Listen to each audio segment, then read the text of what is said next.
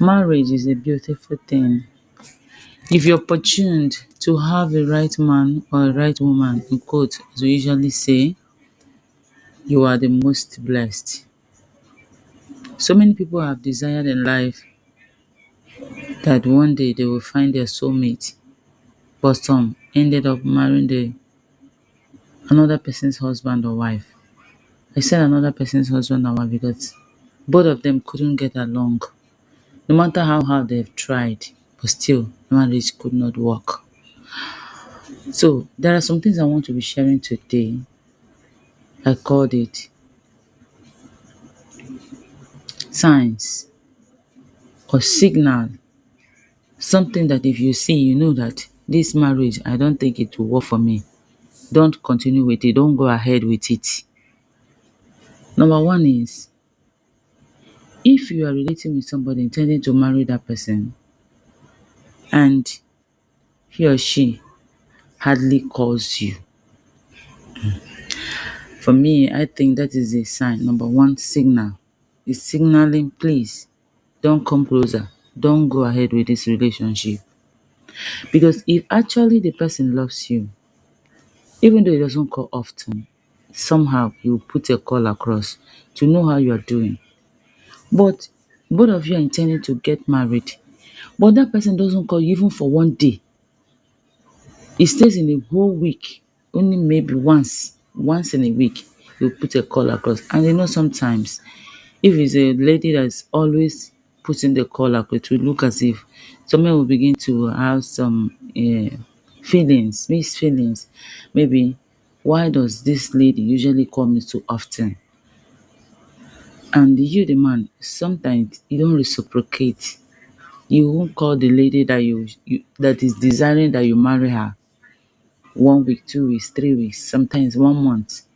And you, the lady, are busy killing yourself because you want to answer the man's wife.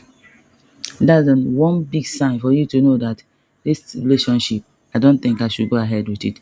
Because one thing I've discovered is that sometimes what you do before you get married to that man or to that woman, that sacrifice or those efforts you put in place, most marriages, I'm not saying that all, but I'm saying out of 85%, that thing you did before you get married to that man, you will continue to do it. So it is better for you to do the one that will not be stressful so that you don't end up stressing yourself trying to keep the marriage. Another signal for you to know that this man or this woman does not have it, that is not ready for marriage yet, so that you look for another person, is if that person doesn't gift you at least once in a while. I didn't say that the man or the woman should be showering you with all he or she has. No. At least once in a while, the Bible says, for God so loved the world that he gave. That act of giving must be there. Even though you don't have everything, there are some you can purchase as very, very cheap. You don't give below your personality. As in, if you know you can give more than, don't give lower. Give according to what you have. It's an expression of love. If you do that, at least once in a while, as a lady, once in a while, as a man, the man or the woman will say, okay, indeed, she actually loves me. I know this marriage will go a long way. But sometimes a lot of people don't do it. They don't check. You're carried away by the love, maybe the physical appearance of the man, or maybe what you have heard about the man or about the lady. You want to go in, you don't want to check. At the end, when you walk into that marriage without carefully observing, you will end up coming out again, complaining and regretting. Another sign you should look at whenever you are relating with someone whom you intend to marry, whether the man or the husband. If the man or the woman has so many friends, both male and female friends, I think you should look closely to it because sometimes I heard some people used to say sometimes that a man may have so many girlfriends, but he knows the one he loves. Then the woman will have so many female friends too, and the woman knows the one she loves. Forget about those things. Forget about it. What the man is actually doing or the woman is actually doing is trying to find out who among those people that is better than you, so that you don't continue wasting your time begging, waiting, trying to please the person that doesn't want you. It will be very, very wrong for you to be wasting your time with someone who is not thinking in the same direction, who is not, seeing life the way you also are seeing life, who is not reasoning the same way with you. The Bible said in the book of Amos that can two work together except they agree?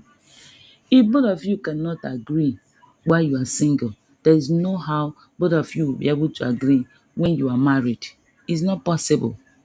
When the woman is having extra men, as he has a lot of male friends, he say, "You can't stop me from my social life."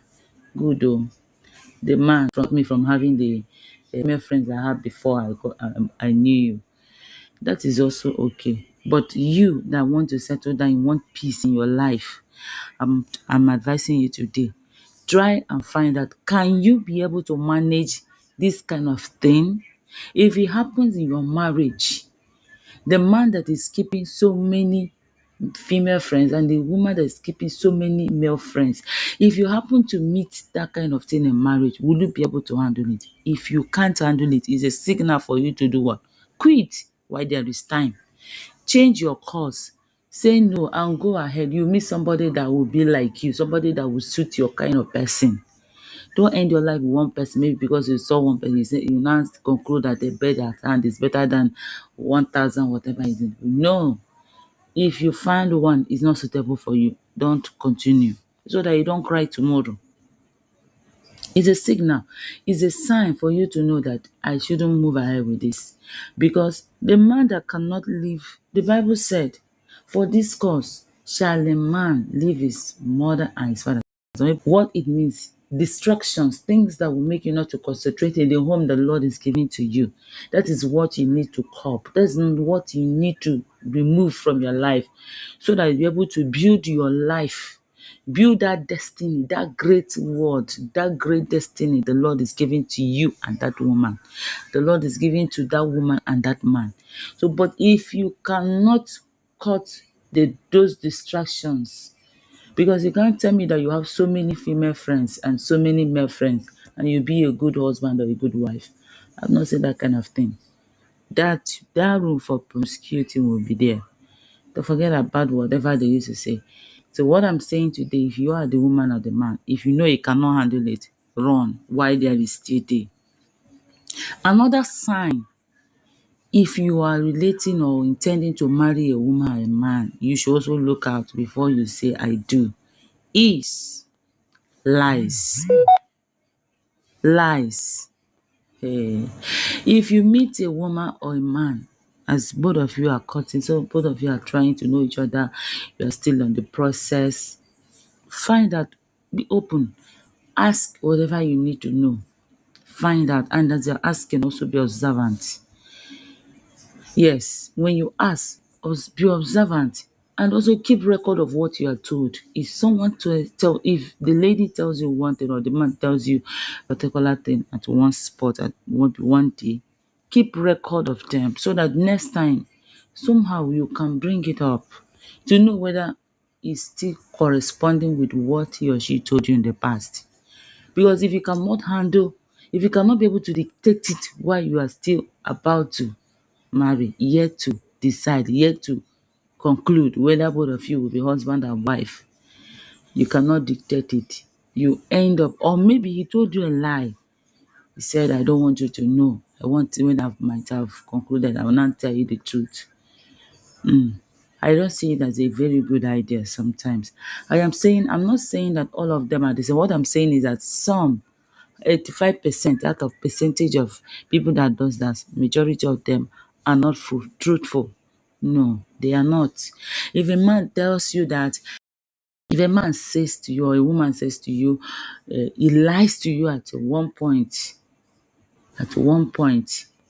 try and repeat that thing. If it continues, if you know you cannot handle lie in your marriage, quit while there is still time. Say no. I know there is no perfect man, but still we have room for discipline and sincerity. If you're disciplined enough, you will know your do's and your don'ts. You will know that this man or this woman is whom I have planned to spend the rest of my life with, is whom I have desired to share my life with. So if you lie to others, you shouldn't lie to that woman.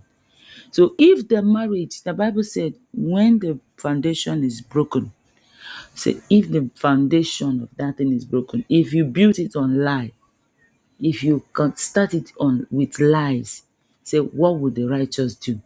Then the woman walks in, the man walks in, foundation that is faulty. Both of them will start digging, start suffering. Anything you allow, whatever you do before you get married, I tell you, if you continue with it, if you allow it when you were trying to know each other, you will end up tolerating it in your marriage. Thank you. Always like our video, comment our video, share and follow our page if today is the first time coming across our videos. Always like, comment, share, hit the notification bell and subscribe if today is the first time coming across our video. Thank you and God bless you.